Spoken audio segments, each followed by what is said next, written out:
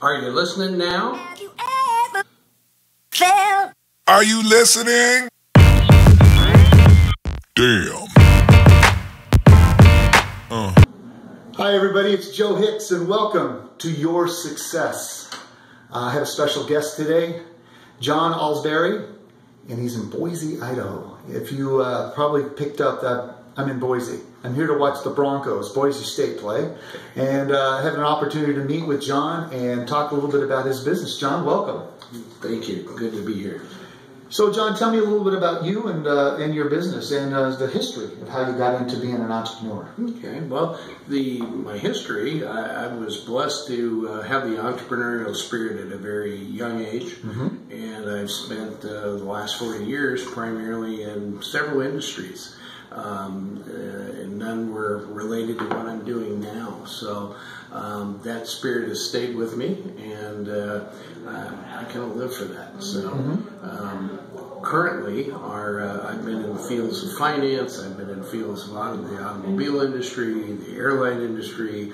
So yeah, it's been a fun run. Currently, my wife and I own a company called Power Clean. Power Clean is a commercial building maintenance company here in Boise, Idaho. We purchased it 11 years ago, and 11 years ago it was 10 years old, had 10 employees, and 7 trucks. We've currently grown that business about 450%.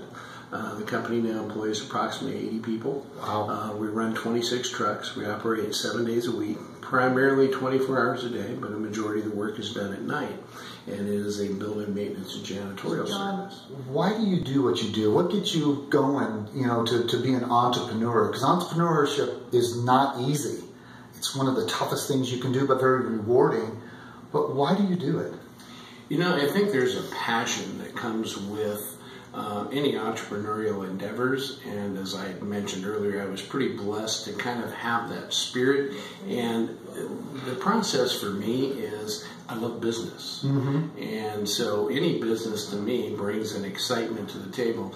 And I alluded to the fact that I've probably been in 7 different industries over the years, so each one was new. And yes, it was a risk. I mean, there's risk taking that goes with any new endeavor, but the excitement of the challenge, the understanding that basically the bones of business are business. You have a product, you either build or assemble that product, you market that product, and in a service industry like what we're doing now, you continue to service a clientele. So for me, it's the excitement of the constant change, I guess, is part of it.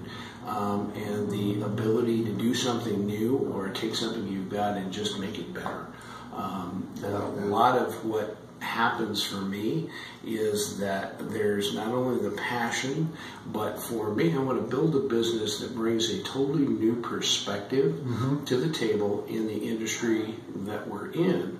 And along with that comes guiding and training those around you by mentorship, by supporting, educating them in what you're doing. So it's a win-win. I get to deal with people. I've discovered that surrounding myself with people smarter than myself has been a blessing. God's given me that ability to have that. And what we get is we get a collaboration so that what we're building stays exciting. And that's what gets me up every day. It's a new excitement every day. This particular business is very fluid. It's 7 days a week. It's got a lot of moving components. It's got 80 people doing unskilled labor. Wow. And you went right into that question. Why do you get up? And it's because it's exciting. Yeah. We have a lot in common because you love business. I love business. I love the whole formation of business. How, starting from something from scratch and making it build. It's just, it's exciting. Absolutely. It's exciting. Absolutely. What are your goals? What do you want to have happen 3, 5, 10, whatever years down? What are your initial goals? That question comes up a lot. People always ask, what's your exit strategy?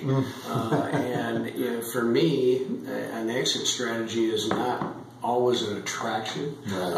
I mean, there's things that I want to do with more free time, but probably my involvement there would be establishing yet something else in a business. So the exit strategy for me is a little different. What my goals are, what my wife and I run this company together, which has been an interesting. We're married 42 years. Congratulations. And we've managed to do this for 11 and stay married. And as she says, allow me to live. And we both bring interesting skill sets to the table. And one of the things that we would like to see with this current business is not your traditional exit strategy, sell the business, move down the road, as much as potentially knowing that the people that we have mentored, trained, and surrounded ourselves with can take this on even to perpetuity. So be it bring in a new buyer that sees our passion, that sees our plan and wants to build upon that and retain those there, so that we'd like to see the company outlive us. So John, we talked a little bit about your goals. What about your legacy? When you pass, what do you want people to think and remember you for? Again, I guess, and I'm a person of faith, so that plays into everything that we do in business. And probably the legacy that is most crucial to myself, and I think I speak for Linda on this one, is how we've impacted the lives of those around us. And by being blessed in different venues of business, we've been able to kind of leave that stamp as we've moved through life in entrepreneurial endeavors. Sure. And so for us, that legacy is that we built something that sustained, that it blessed and provided for other people, and that it continues to do that. Nice. We both know and understand that being an entrepreneur is not very easy. It takes a lot of endurance, fortitude, stick-to-itiveness, fight through processes when it's not always your day. So if you were to give advice to a young entrepreneur just starting either a startup or purchasing a business or whatever, what advice would that be? You know, there's so much that goes into that, as you just said. One of the things is that you need to make calculated decisions to take appropriate risk. Nothing is set in stone, but if you really review a traditional job, those aren't set in stone anymore either. You don't start with a corporation, do your 30 years, retire. That's almost a format of the past. Yes. But in those that have the passions that you and I share, okay, for business, it's the desire and willingness to work, because you don't shut it off. It doesn't, it's not. Unfortunately. It's not an 8-hour shift. Right. But with that being said, there's so much excitement that goes with that. But you need to be willing to take risks. You need to know that you will have setbacks. Not everything you're going to do is going to immediately succeed, or maybe succeed at all. And you move forward. I've looked at ventures in the past, and some have done better than others.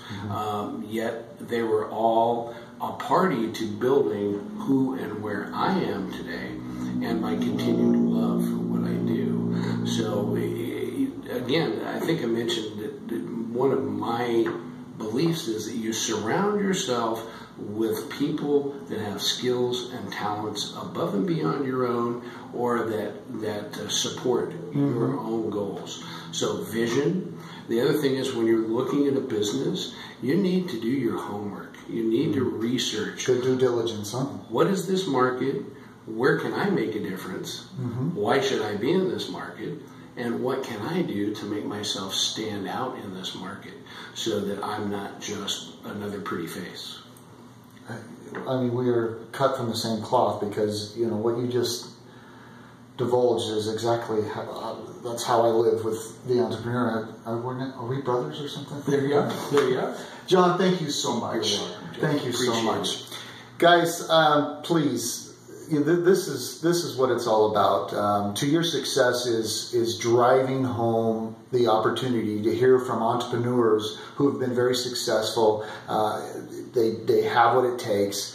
And I just hope you listen to what John says and all the other guests that I've had to better yourselves, to make more of your opportunities that are out there. and of course, to your success. I'm Joe Hicks, John Allsbury. Have you ever felt? Are you listening? Damn.